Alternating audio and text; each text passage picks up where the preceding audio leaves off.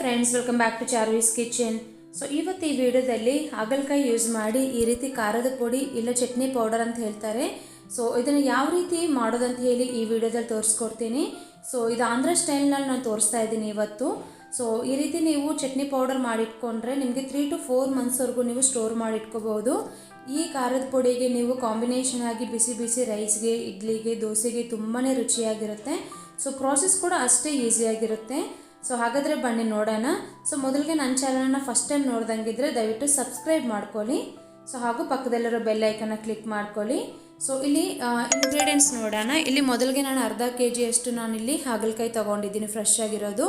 So ಹಾಗೂ ಇದರಲ್ಲಿ 2 table spoon ಆಗೋಷ್ಟು ರೆಡ್ ಚಿಲ್ಲಿ ಪೌಡರ್, ಹಾಗೂ 1 ಟೇಬಲ್ ಸ್ಪೂನ್ ಆಗೋಷ್ಟು ಜೀರಿಗೆ, ಹಾಗೂ 3/4 ಕಪ್ ಆಗೋಷ್ಟು ಇಲ್ಲಿ ನಾನು ಶೇಂಗಾ ತಗೊಂಡಿದ್ದೀನಿ, ಹಾಗೂ 1 ಗಡ್ಡೆಯಷ್ಟು ಇಲ್ಲಿ ನಾನು ಬೆಳ್ಳುಳ್ಳಿನೂ ಕೂಡ ತಗೊಂಡಿದ್ದೀನಿ, ಹಾಗೂ 1 ಬೌಲಷ್ಟು ಇಲ್ಲಿ ನಾನು ಫ್ರೆಶ್ ಆಗಿರುವ ಇಲ್ಲಿ ಕರಿಬೇವು ಕೂಡ ತಗೊಂಡಿದ್ದೀನಿ, ಹಾಗೂ 1 ಟೇಬಲ್ ಸ್ಪೂನಷ್ಟು ಅರಿಶಿಣ, ಹಾಗೂ ರುಚಿಗೆ ತಕ್ಕಷ್ಟು ಉಪ್ಪನ್ನು ಕೂಡ ತಗೊಂಡಿದ್ದೀನಿ. ಸೊ ಇಷ್ಟು ಇಂಗ್ರೀಡಿಯೆಂಟ್ಸ್ ನಾವು ರೆಡಿ ಮಾಡಿಟ್ಕೋಬೇಕು. ಸೊ ಈಗ ನೆಕ್ಸ್ಟ್ ಪ್ರಾಸೆಸ್ ನೋಡೋಣ ಬನ್ನಿ. ಇಲ್ಲಿ ನೋಡಿ, ನಾನು ಹಾಗಲಕಾಯಿ ಅನ್ನೋದು ಈ ರೀತಿ ಲೈಟಾಗಿ ಪೀಲ್ ಮಾಡ್ತಾ ಇದ್ದೀನಿ. ಸೊ ಜಾಸ್ತಿ ಮಾಡೋಕ್ಕೆ ಹೋಗಬೇಡಿ. ಸೊ ನೀವು ಬೇಕಾದ್ರೆ ಹಾಗೆ ಕೂಡ ಹಾಕ್ಕೋಬೋದು. ಸೊ ನಾನು ಲೈಟಾಗಿ ಈ ರೀತಿ ಪೀಲ್ ಮಾಡೋದ್ರಿಂದ ಸೊ ಕಷ್ಟ ಅನ್ನೋದು ಅಷ್ಟೊಂದು ಇರೋದಿಲ್ಲ. ಸೊ ಈ ರೀತಿ ನಾನು ನೋಡಿ ಎಲ್ಲ ಹಾಗಲಕಾಯಿನೂ ಅದೇ ರೀತಿ ಮಾಡಿಟ್ಕೊತಾ ಇದ್ದೀನಿ. ಸೊ ಈ ರೀತಿ ಎಲ್ಲ ಪೀಲ್ ಮಾಡಿದಾದಮೇಲೆ ಸೊ ಈ ಹಾಗಲಕಾಯನ್ನು ಈ ರೀತಿ ರೌಂಡ್ ಶೇಪಾಗಿ ನಾವು ಕಟ್ ಮಾಡ್ಕೋಬೇಕಾಗುತ್ತೆ. ಇಲ್ಲಿ ನಾನು ತೋರಿಸ್ತಾ ಇದ್ದೀನಿ ನೋಡಿ. ಸೊ ಈ ರೀತಿ ಎಷ್ಟು ತೆಳುವಾಗುತ್ತೋ ಅಷ್ಟು ತೆಳುವಾಗಿ ಈ ರೀತಿ ನಾವು ಕಟ್ ಮಾಡ್ಕೋಬೇಕಾಗುತ್ತೆ. ಸೊ ಅದೇ ರೀತಿ ಎಲ್ಲ ಹಾಗಲಕಾಯಿನ ಇಲ್ಲಿ ಕಟ್ ಮಾಡಿ ಇಟ್ಕೊಂಡಿದ್ದೀನಿ ನೋಡಿ. ಈಗ ಇದನ್ನು ಸೈಡ್ಗೆ ಇಟ್ಕೊಳ್ಳೋಣ. ಇಲ್ಲಿ ಮತ್ತೊಂದು ಕಡೆ ಪ್ಯಾನ್ ತಗೊಂಡು ಪ್ಯಾನ್ ಹೀಟ್ ಆದ ನಂತರ ಇಲ್ಲಿ 3/4 ಕಪ್ಪಷ್ಟು ನಾನಿಲ್ಲಿ ಶೇಂಗಾವನ್ನು ತಗೊಂಡಿದ್ದೀನಿ. ಸೊ ಇದು ಮೀಡಿಯಂ ಫ್ಲೇಮ್ನಲ್ಲಿಟ್ಟು ನಾವು ಕ್ರಿಸ್ಪಿನೆಸ್ ಬರೋವರೆಗೂ ಫ್ರೈ ಮಾಡ್ಕೋಬೇಕಾಗುತ್ತೆ.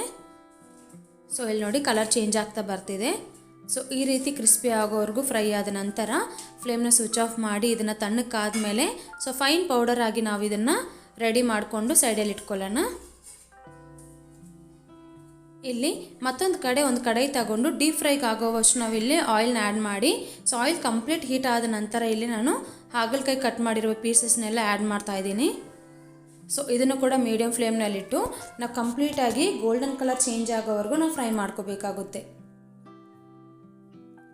ಇಲ್ಲಿ ನಾನು ತೋರಿಸ್ತಾ ಇದ್ದಂಗೆ ಸೊ ಈ ರೀತಿ ಕಂಪ್ಲೀಟಾಗಿ ಕಲರ್ ಅನ್ನೋದು ಚೇಂಜ್ ಆಗಬೇಕು. ಆವಾಗ ನಿಮಗೆ ಈ ಪೌಡರ್ ಅನ್ನೋದು ಕ್ರಿಸ್ಪಿಯಾಗಿ ರೆಡಿ ಆಗುತ್ತೆ. ಇಲ್ಲಿ ನೋಡಿ, ಆಲ್ಮೋಸ್ಟ್ ನಿಮಗೆ ಈ ಹಾಗಲಕಾಯಿ ಅನ್ನೋದು ಫ್ರೈ ಆಗಿದೆ. ಸೊ ಇದನ್ನು ಇವಾಗ ಒಂದು ಪ್ಲೇಟ್ಗೆ ಟ್ರಾನ್ಸ್ಫರ್ ಮಾಡ್ಕೊಳ್ಳೋಣ. ನಿಮ್ಗೆ ಹಾಗಲಕಾಯಿನ ನೀವು ಜಾಸ್ತಿ ತೊಗೊಂಡಂಗಿದ್ರೆ ಸೊ ಒಂದೇ ಸಲ ಫ್ರೈ ಮಾಡೋಕ್ಕೆ ಹೋಗಬೇಡಿ.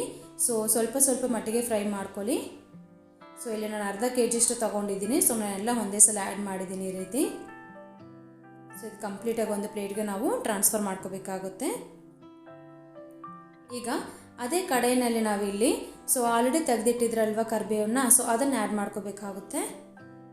ಸೊ ಒಂದು ಬೌಲಷ್ಟು ಕರಿಬೇವನ್ನ ತಗೊಂಡಿದ್ದೀನಿ. ಅರ್ಧ kg ಇಲ್ಲಿ ಹಾಗಲಕಾಯಿಗೆ.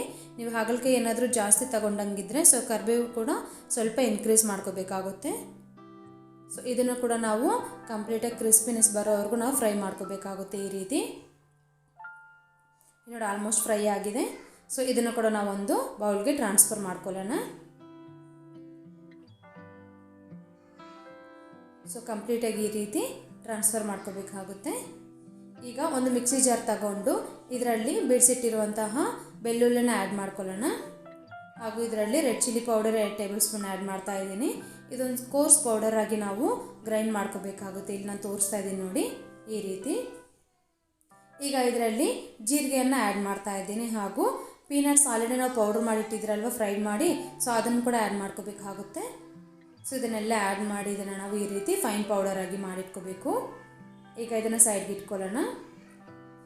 ಈಗ ಆಲ್ರೆಡಿ ಫ್ರೈ ಮಾಡಿಟ್ಟಿರುವಂಥ ಹಾಗಲಕಾಯಿ ಪೀಸಸ್ ಇದೆ ಅಲ್ವಾ, ಸೊ ಇದು ಕಂಪ್ಲೀಟ್ ತಣ್ಣಕ್ಕಾದ್ಮೇಲೆ ಈ ರೀತಿ ಕ್ರಷ್ ಮಾಡಬೇಕಾಗುತ್ತೆ. ಇಲ್ಲಿ ನಾನು ತೋರಿಸ್ತಾ ಇದ್ದೀನಿ ನೋಡಿ. ಸೊ ಈ ರೀತಿ ಪೌಡರ್ ಮಾಡ್ಕೋಬೇಕು. ಸೊ ಕಂಪ್ಲೀಟಾಗಿ ಈ ರೀತಿ ಪೌಡರ್ ಮಾಡಿದ ತಕ್ಷಣ ಈಗ ಇದರಲ್ಲಿ ಫ್ರೈ ಮಾಡಿಟ್ಟಿರುವಂಥ ಕರಿಬೇವನ್ನು ಕೂಡ ಆ್ಯಡ್ ಮಾಡ್ಕೋಬೇಕಾಗುತ್ತೆ.